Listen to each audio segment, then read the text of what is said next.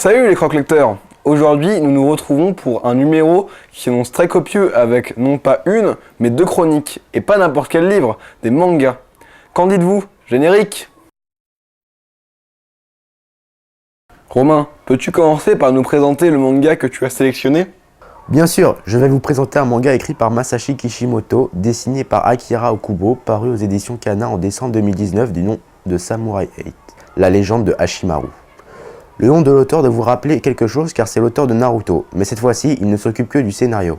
Nous attendons maintenant ton résumé! Le jeune Hashimaru rêve de devenir un samouraï, mais son corps est trop fragile et il doit rester accroché à un dispositif de maintien vital de sa maison. Il reste assis à jouer aux jeux vidéo en attendant que son père lui crée un fauteuil vital mobile pour qu'il puisse voir le monde extérieur. Pendant que son père va chercher une dernière place pour le fauteuil, Ayarato, le chien de la famille, va rapporter à la place de sa balle un Daruma. Hashimaru décide donc de faire un vœu, quand un chat bipède sort du Daruma, qui était une veste. Ce chat lui révèle alors qu'il est un samouraï. Le jeune garçon lui demande alors de le prendre comme disciple. Son père, lui, se trouve dans le repère d'un samouraï à qui il achète une Locker Ball, qui peut donner un corps de cyborg comme tous les samouraïs. Ce samouraï le menace. Il veut savoir où se cache l'âme d'un samouraï qu'il peut ouvrir grâce à la clé qu'il a au cou. Les brigands et le samouraï se rendent chez Hashimaru. Le père du jeune enfant est pris en otage, et un combat oppose le guerrier chat et le guerrier brigand. C'est malheureusement le brigand qui transperce avec son sabre le samouraï mystérieux.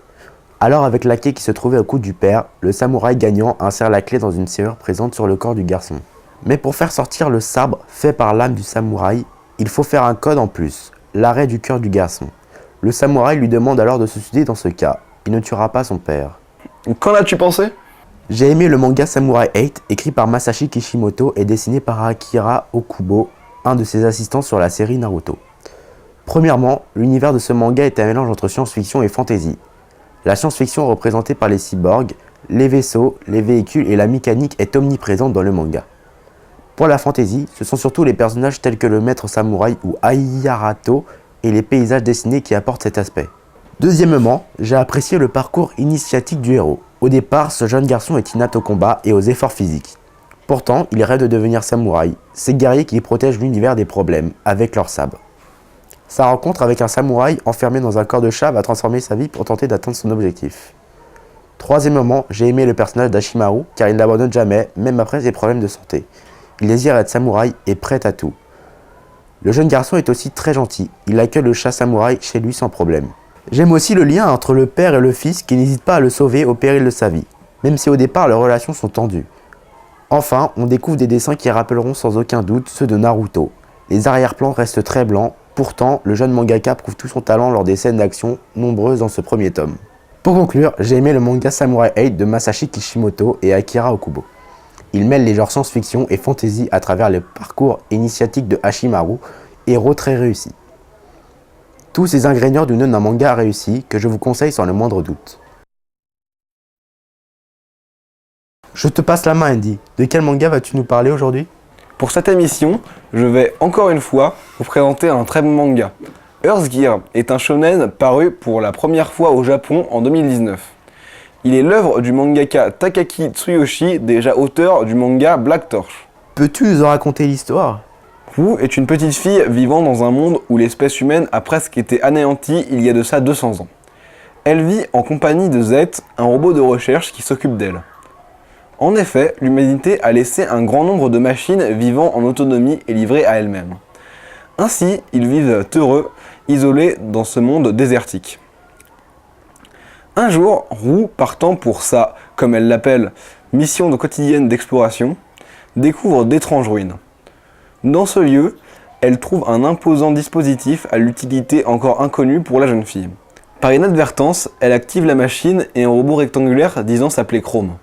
L'inconnu de métal demande un programme de base, ce que Ru, encore apeurée, ne comprend pas. Elle revient à son habitation accompagnée du nouveau-né. Z explique le principe de programme de base à Ru.